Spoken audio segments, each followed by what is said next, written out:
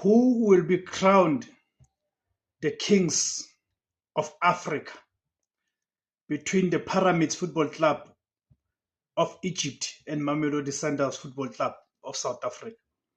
As we are gearing up for the second leg of the CAF Champions League final that will take place on Sunday, the 1st of June, 2025, out in Cairo, Egypt. You know that the first leg was played in South Africa over the past weekend, which was Saturday, the 24th of May, the 24th of May, 2025. The match took place at Loftus Stadium in Pretoria, and it's a match that ended 1-1.